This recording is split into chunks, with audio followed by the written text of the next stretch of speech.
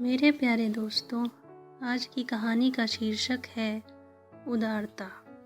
किसी नगर में एक सेठ जी रहते थे।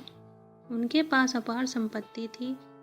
सेठ होने पर भी उनके मन में उदारता थी।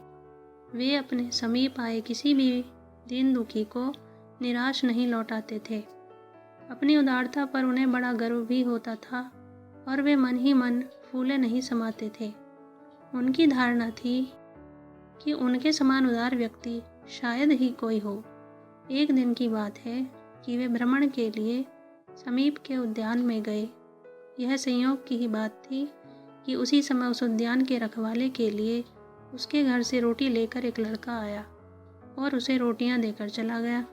रखवाले ने रोटियां खाने के लिए अपने हाथ धोए और रोटी की पोटली खोली ही थी कि इतने में वहाँ एक कुत्ता पूंछ हिलाता हुआ आ गया। रखवाले ने एक रोटी कुत्ते को दे दी। कुत्ता भूखा था। वह क्षण मात्र में ही उस रोटी को चट कर गया और फिर पूंछ हिलाकर रखवाले की ओर टुकर टुकर देखने लगा। रखवाले ने उसे दूसरी रोटी भी दे दी। वे उदार धनी सज्जन यह सब देख रहे थे। उन्होंने रखवाले के पास जाकर पूछा, तुम्हारे लिए कितनी रोटियां आती हैं? उसने कहा, 2। तो तुमने वे दोनों रोटियां कुत्ते को क्यों दे दी? रखवाले ने कहा, देखिए, जब लड़का रोटियां देकर चला गया और मैंने हाथ धोए, तब तक यहाँ कोई कुत्ता नहीं था। ना ही यह कुत्ता इससे पहले कभी यहाँ आया था।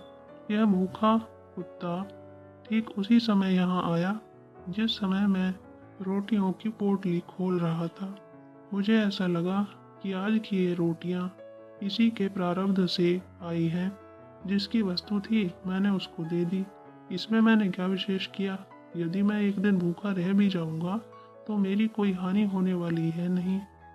उस धनी व्यक्ति का मस्तक उस रखवाले के सम्मुख श्रद्धा से झुक गया। उसमें अपनी उदारता का जो अभिमान था वह नष्ट हो गया। उस दिन से उस सेठ का जीवन भी बदल गया। वह अहंकार शून्य और निरभिमानी बनकर अपना जीवन यापन और दान आदि करता रहा और उसने यह जान लिया कि जो जिसका प्राप्तव्य है वह उसे प्राप्त होता है। इसमें मेरा देना कोई महत्व नहीं रखता। मैं नहीं दूंगा तो कोई और देगा। उसका प्रारब्ध तो उसको मिलेगा ही।